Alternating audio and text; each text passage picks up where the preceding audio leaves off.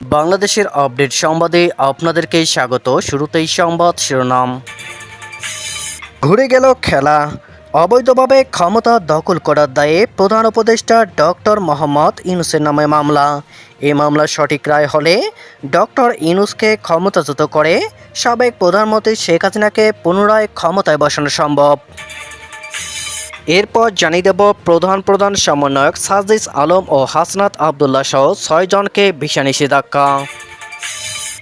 আরও জানিয়ে দেব ইউনূস প্রশাসনের বিরুদ্ধে সেনাকে অসহযোগ আন্দোলনের ডাক শেখ হাসিনার। এবং সবশেষে জানিয়ে দেব যে কারণে ঢাকায় নেতৃত্ব দেওয়ার নতুন লোক খুঁজছে আওয়ামী লীগ। এতক্ষণ শুনছিলেন সংবাদ শিরোনাম, এবারে বিস্তারিত। অবৈধভাবে ক্ষমতা দখল করে অন্তর্বর্তী সরকারের প্রধান উপদেষ্টা হিসাবে দেশ পরিচালনার অভিযোগে ডক্টর মোহাম্মদ ইউনূসের নামে মার্কিন যুক্তরাষ্ট্রের মিশিগান অঙ্গরাজ্যে মামলা করেছেন বঙ্গবন্ধু কমিশন ও পরিষদের চেয়ারম্যান প্রবাসী ডক্টর রাব্বি আলম। মোহাম্মদ ইউনূস অবৈধভাবে ক্ষমতা দখল করে সাধারণ মানুষের জীবনের শান্তি স্বস্তি কেড়ে নিয়েছে, দেশব্যাপী হত্যা, অগ্নিসংযোগ, লুটপাট শুরু করেছে। স্থানীয় সময় রোববার বিকেলে নিউ ইয়র্কের জ্যাকসন হাইটসের একটি রেস্তোরাঁয় যুক্তরাষ্ট্র আওয়ামী লীগ আয়োজিত সংবাদ সম্মেলনে এই অভিযোগ করেন নেতারা। সংবাদ সম্মেলনে রাব্বি আলম বলেন, গত 28শে সেপ্টেম্বর তিনি এই মামলাটি দায়ের করেছিলেন যুক্তরাষ্ট্রের ইস্টার্ন ডিস্ট্রিক্ট অফ মিশিগানের আদালতে। প্রায় 4 সপ্তাহ পরে গত 20 নভেম্বর উক্ত মামলাটি আদালতে নথিভুক্ত করা হয়েছে। উক্ত মামলাটি বিচারের দায়িত্বভার পেয়েছেন বিচারক রবার্ট জে পিটার। তিনি বলেন, জাতিসংঘ সাধারণ পরিষদের 79তম অধিবেশনের ফাঁকে গত 24শে সেপ্টেম্বর সাবেক মার্কিন president Bill Clinton global initiative leader stage অনুষ্ঠানে বক্তব্য প্রদানকালে ডক্টর মোহাম্মদ ইউনূস নিজ মুখেই বলেছেন, বৈষম্যবিরোধী ছাত্র আন্দোলনের লিয়াজো কমিটির সমন্বয়ক মাহফুজ আলম আন্দোলনের মাস্টারমাইন্ড ছিলেন। অনুষ্ঠানের মঞ্চে তিনি তার 3 সফর সঙ্গীকে পরিচয় করিয়ে দেন। এই সময় প্রধান উপদেষ্টা তার বিশেষ সহকারী মাহফুজ আলমকে এই বিশেষণে পরিচয় করিয়ে দেন। জাতিসংঘের অধিবেশনে যোগ দিতে এসে বৈষম্যবিরোধী ছাত্র আন্দোলনের লিয়াজো কমিটির সমন্বয়ক মাহফুজ আলমকে আন্দোলনের মাস্টারমাইন্ড বলে আখ্যায়িত করেন প্রধান উপদেষ্টা অধ্যাপক ডক্টর মোহাম্মদ ইউনূস। তারা সকলে মিলে সাবেক প্রধানমন্ত্রী শেখ হাসিনাকে ক্ষমতাচ্যুত করে দেশ ত্যাগে বাধ্য করেছেন বলে উল্লেখ করেন রাব্বি আলম। অবৈধভাবে ক্ষমতা দখল ও সাবেক প্রধানমন্ত্রী শেখ হাসিনাকে ক্ষমতাচ্যুত করে দেশ ত্যাগে বাধ্য করার অভিযোগ এনে প্রধান উপদেষ্টা ডক্টর মোহাম্মদ ইউনূসের নামে মার্কিন যুক্তরাষ্ট্রের মিশিগান অঙ্গরাজ্যের ইস্টার্ন ডিস্ট্রিক্ট আদালতে তিনি এই মামলাটি দায়ের করেছেন। মার্কিন সংবাদ মাধ্যম বাংলা প্রেসের এক প্রশ্নের জবাবে রাব্বি আলম বলেন, এই মামলাটি সঠিক রায় হলে অন্তর্বর্তী সরকারের প্রধান উপদেষ্টা ডক্টর মোহাম্মদ ইউনূসকে ক্ষমতাচ্যুত করে সাবেক প্রধানমন্ত্রী শেখ হাসিনাকে আবারও ক্ষমতায় বসানো সম্ভব হবে। এই মামলার আরও 2 জন বাদী হলেন তার বড় ভাই শেরি রাসু আলম ও ছোট ভাই মোহাম্মদ রিজভী আলম। ভারত বিরোধী জনতাকে উস্কে দেওয়া ও ভারতের জাতীয় স্বার্থ বিরোধী কর্মকাণ্ডে যুক্ত থাকার অভিযোগ এনে বাংলাদেশের 6 ছাত্রনেতা ও তাদের ঘনিষ্ঠজনদের ভিসা না দেওয়ার জন্য কালো তালিকাভুক্ত করেছে ভারতের পররাষ্ট্র মন্ত্রণালয়। জানা গেছে, ইতিমধ্যে এই সংক্রান্ত মৌখিক নির্দেশনা ঢাকাস্থ ইন্ডিয়ান হাই কমিশনে পাঠানো হয়েছে। দিল্লিতে কর্মরত কয়েকজন ভারতীয় গণমাধ্যমের সাংবাদিক দ্য মিরর এশিয়াকে বিষয়টি নিশ্চিত করেছেন। এই তালিকায় আছেন গণ অধিকার পরিষদের একাংশের সভাপতি নুরুল হক নূর, গণতান্ত্রিক ছাত্র শক্তির আহ্বায়ক আখতার হোসেন, সদ্য নিয়োগপ্রাপ্ত প্রধানমন্ত্রীর বিশেষ সহকারী মাহফুজ আলম, বৈষম্যবিরোধী ছাত্র আন্দোলনের সমন্বয়ক হাসনাত আবদুল্লাহ, সাজিস আলম ও নুসরাত তাবাসসুম। ডিপ্লোম্যাটিক নোটে এই ব্যক্তিদের ঘনিষ্ঠদেরকেও ভিসা দেওয়ার আগে যাচাই বাছাই করার নির্দেশ দেওয়া হয়েছে।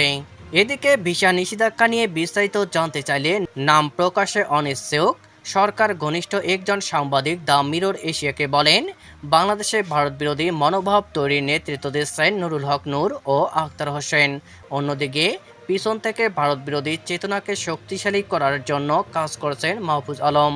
হাসনাত আবদুল্লাহ চিকেন নেক নিয়ে বক্তব্য ও নুসরাত তাবাসসুমের 7 সিস্টার্স নিয়ে ফেসবুকের স্ট্যাটাসকে আমলে নেওয়া হয়েছে ভিসা নিষেধাজ্ঞায়।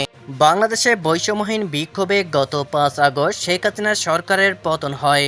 শোনা গিয়েছিল, হাসিনার কথায় সেনাপ্রধান জেনারেল ওয়াকারুজ্জামান সেই বিক্ষোভে বল প্রয়োগ করতে চাননি। বাধ্য হয়ে দেশ ছাড়েন শেখ হাসিনা। তারপর সেনা তত্ত্বাবধানে মোহাম্মদ ইউনূসের নেতৃত্বে তত্ত্বাবধায়ক সরকার গঠিত হয়। সেখানে সম্প্রতি একাধিকবার মোহাম্মদ ইউনূসকে কাঠগড়ায় তুলেছেন শেখ হাসিনা, কিন্তু সেনা সম্পর্কে কোনো মন্তব্য করেননি।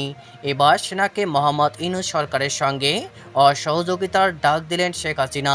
সেই বক্তব্যে তুললেন আমেরিকা জাতিসংঘের কথাও।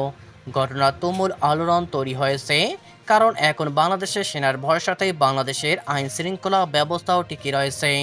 সম্প্রতি একটি ভার্চুয়াল বার্তায় বাংলাদেশ সরকারের সঙ্গে সহযোগিতা না করতে সেনাকে আহ্বান জানান শেখ হাসিনা। বাংলাদেশের প্রাক্তন প্রধানমন্ত্রী বলেন, ইউনূস সরকারের সঙ্গে সহযোগিতা করলে ভবিষ্যতে জাতিসংঘের শান্তিরক্ষা মিশনের ডাক পাবেন না সেনাকর্মীরা। জাতিসংঘের শান্তিরক্ষা মিশনে বাংলাদেশ সেনার সংখ্যায় সবচেয়ে বেশি, সেখানে অনেক অর্থনৈতিক সুবিধা রয়েছে, তাই অনেক সেনাই শান্তিরক্ষা বাহিনীতে যোগ দিতে মুখিয়ে থাকেন। শেখ হাসিনা জানিয়েছেন, বাংলাদেশ এখন জঙ্গি রাষ্ট্র, জঙ্গিদের অভয়ারণ্য। মোহাম্মদ ইউনূস জঙ্গিদের দিয়ে দেশ চালাচ্ছেন, প্রশাসনের সর্বত্র তারা ছড়ি ঘোরাচ্ছে। উল্লেখ্য, সেনা ও পুলিশের বিরুদ্ধে বাংলাদেশের সংখ্যালঘু হিন্দুদের ওপর নির্যাতনের অভিযোগও উঠেছে। দীর্ঘ 15 বছরের শাসন থেকে ক্ষমতাচ্যুত হয়ে শেখ হাসিনা এখন ভারতে। বিদেশে আশ্রয় নিয়েছেন আওয়ামী লীগের অনেক নেতাকর্মীরাও। আর দেশের ভিতরে বিপর্যস্ত ও সংকট অবস্থায় তৃণমূলের নেতাকর্মীরা। এমন অবস্থায় রাজনৈতিক অঙ্গনে দলটি নিষ্ক্রিয় বলা যায়। তবে বিরূপ পরিস্থিতির মধ্যে ঘুরে দাঁড়াতে চাচ্ছে দলটি, তাই ঢাকায় নেতৃত্ব দেওয়ার জন্য লোক খুঁজছে তারা। আপাতত দেশের ভিতরে রাজনীতিতে সক্রিয় অবস্থানকে অগ্রাধিকার দিচ্ছেন বলে জানাচ্ছেন দলের নেতারা। সম্প্রতি বিপর্যস্ত দলটি আকস্মিক জরিকা মিছিল ও সামাজিক যোগাযোগ মাধ্যমে ভর করে এগোতে চাচ্ছে।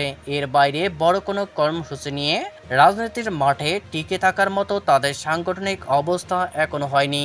অন্যদিকে জুলাই গণ অভ্যুত্থানের হত্যাকাণ্ডের অভিযোগ ও ফ্যাসিবাদের তকমা এড়িয়ে দেশের রাজনীতিতে আওয়ামী লীগ শীঘ্রই ফিরবে কিনা, এই প্রশ্ন রয়েছে সর্বত্র। বাংলাদেশের স্বাধীনতা ও মুক্তিযুদ্ধের নেতৃত্ব দেওয়া আওয়ামী লীগ প্রায় ৭৬ বছর বয়সে আগের যে কোনো সময়ের তুলনায় এবার বেশি সংকটে পড়েছে।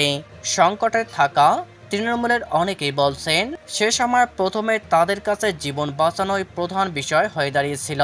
তাদের অনেকে দেশের ভিতরে পালিয়ে বেড়াচ্ছেন, অনেকে গ্রেপ্তার হয়েছেন। সরকার পতনের ৮ মাস পার হলেও দেশে থাকা তাদের কোনো নেতাই হাল ধরতে বা ঘুরে দাঁড়াতে পারেনি। আর ভারত ও পশ্চিমের বিভিন্ন দেশে অবস্থান করছেন আওয়ামী লীগের এমন কয়েকজন নেতা বলেছেন, তাদের শীর্ষ নেতা শেখ হাসিনা সহ তারা এখন মনে করছে দেশের ভিতরে দলের মুখপাত্র বা নেতার প্রয়োজন, যিনি আত্মগোপনে না থেকে প্রকাশ্যে এসে বিপর্যস্ত নেতা কর্মীদের সংগঠিত করবেন। তাদের এমন চিন্তার মধ্যে রয়েছেন সাবেক রাষ্ট্রপতি আব্দুল হামিদ ও সাবেক মন্ত্রী সাবের হোসেন চৌধুরীর নাম।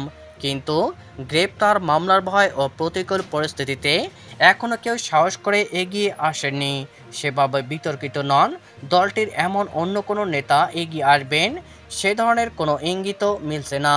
তবে যুক্তরাষ্ট্রসহ ইউরোপে রয়েছেন এমন একাধিক নেতার বক্তব্য হচ্ছে, তাদের দল ঢাকার মুখপাত্র বা কোনো পদ দিয়ে আনুষ্ঠানিকভাবে কোনো নেতার নাম ঘোষণা করতে চাইছে না, কারণ কারো নাম আনুষ্ঠানিকভাবে ঘোষণা করা হলে তাকে মামলা, গ্রেপ্তারের মুখে পড়তে হতে পারে। এটাও বিবেচনায় নিচ্ছে আওয়ামী লীগ।